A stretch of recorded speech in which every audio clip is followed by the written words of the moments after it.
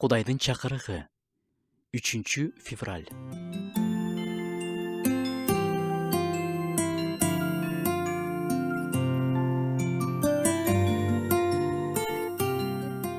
Теңирди мактагыла, анткени Кудайыбызды даңктап ырдаган жакшы, анткени бул жагымдуу, ал даңкка татыктуу. Даңктоо бул жөн гана обонго келтирилген коо сөздөр эмес.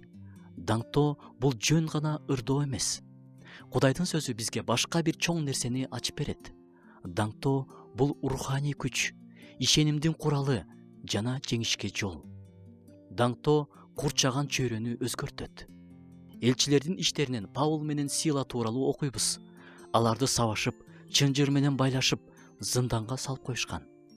Даттанып, кайгырып ыйлай турган убак десек жаңылмак эмеспиз. Бирок алар эмне кылып жатышат? Түн ортосунда алар сыйынып, Кудайды даңктап ырдашты. Даңктоо жаңыра баштаганда зындандын негиздери солкулдады. Даңктоо алардын жүрөктөрүн гана эмес, алар отурган жерди да өзгөрттү. Кудайдын эли даңктай баштаганда караңкы күчтөр артка чегинет. Даңктоо эшиктерди ачат. Элчилер даңктай башташканда чынжырлар чечилип, эшиктер ачылды. Кудайдын эли даңктай баштаганда руханий чынжырлар талкаланат, туткундар боштондукка чыгат. Кээде биз даңктоого шарт түзүлүшүн күтөбүз. Бирок даңктоонун өзү ошол шартты түзө алат. Кудайга мактоо курмандыгын алып кел. Кудуреттүү Кудайга берген убадаларыңды аткар, делет Забур китебинде. Албетте, баары жакшы болуп жатканда Кудайды даңктаган оңой.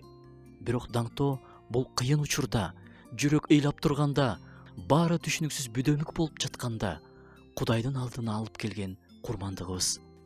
Даңктоо Кудайды көкөлөтөт жана адамды моюн сунууга алып келет. Даңктай баштаганда биз көйгөйдө эмес, Кудайды көрө баштайбыз. Коркунучта эмес, анын улуулугун көрө баштайбыз. Кудайды канчалык көкөлөтүп даңктаган сайын биздин көйгөйлөр ошончолук кичине көрүнө баштайт.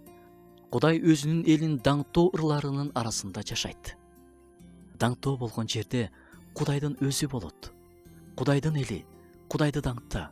Эч нерсеге карабай, күрөш учурунда, кубанычта, күтүү учурунда Кудайды даңкта.